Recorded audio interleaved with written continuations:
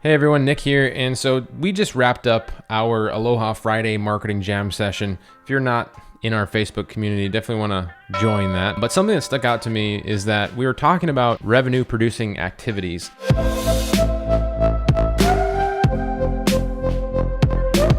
And these are the activities that you can do in your business to move the money needle. These are the things that we like to focus on if we're growing our business. And one of the questions that we got when we were talking about this is, what's a good schedule for my revenue producing activities, which is what I want to share with you on this video. I want to give you a little formula that you can use to implement for your business and also get some traction and hopefully grow your income, but also bring in some more clients. So before I do that though, I think that it would be helpful to explain a little more about revenue producing activities, right? Because in our businesses, especially when we're working from home, it can be very difficult to stay on task, right? We can get distracted, our family show up, we get busy. Those of you that have kids, it can probably get even more busy. You only have a finite amount of time where you can actually spend investing in your business. Or if you're like me, my agency was kind of my side hustle until it became my full thing. So I still worked a job before I actually could go all in. So I had to do the things that I needed to do for my business, for my agency, out around everything that I was already doing for my 9 to 5, and same for Tom, my business partner at Offline Shark. He was a restaurant manager. He also had to do what he needed to do to grow his business around what he was doing. So you might be experiencing this as well. Let me know in the comments below, what is the biggest obstacle for you for not being able to consistently do those revenue producing activities in your business? Is it your current job? Is it that you have a lot of stuff going on with your family? Or maybe it's just that you can't focus, and that's predominantly what it is, right? We just are not able to focus and stay disciplined to do these things that most times they're not that fun. It's easy to do the fun stuff, which is why it's easy to get distracted on social media, because you're just consuming information and content. And with Reels, for example, on social media, it's like a never-ending viral loop of funny content. Why wouldn't you want to just stay there all day and laugh your butt off looking at this amazing content, right?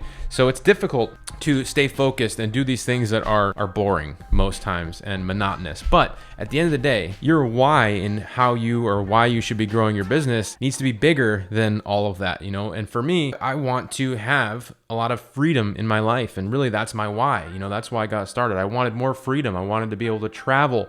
I wanted to be able to go to a restaurant and not have to worry about what I ordered, because it would, take half of my monthly disposable income that I had just on this one meal.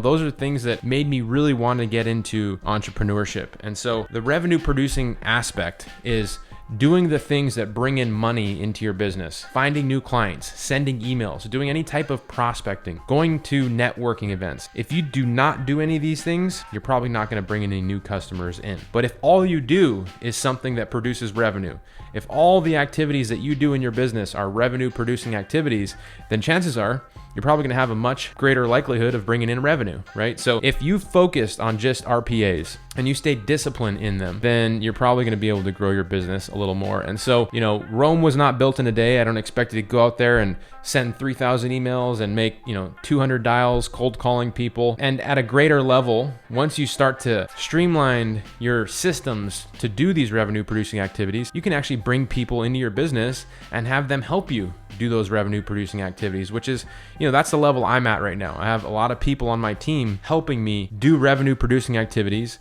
so that I can focus on things that don't directly produce revenue, but produce revenue in the big picture, in the greater term, which is more of what a traditional CEO does, right? I find new revenue streams that we want to go after, focus on strategic partnerships, bringing in new talent and recruitment and people that can do other revenue producing activities. And so that's the black belt level, I would say, when you get up there. But in the beginning, you might be doing all this stuff yourself. And so I want to share with you a formula that I got from a guy named Dan Fleischman, who's a really smart guy, great entrepreneur. He has done a number of things in the nonprofit space that I really admire. And, I got this from him. So it's the 3-3-3 method. And I actually shared it with our Remote Millionaires, which is our partnership program where we work directly with people to replicate my marketing agency that is doing pretty well. So anyway, the 3-3-3 challenge is, and I would encourage you to do this. And if you're in, let me know in the comments below if you're in, so I can, hold you accountable a little bit. So 3-3-3 challenge, you make 3 phone calls per day. And these could be sales calls, these could be Zoom calls, outbound calls to somebody who might need help or need some business from you or service from you.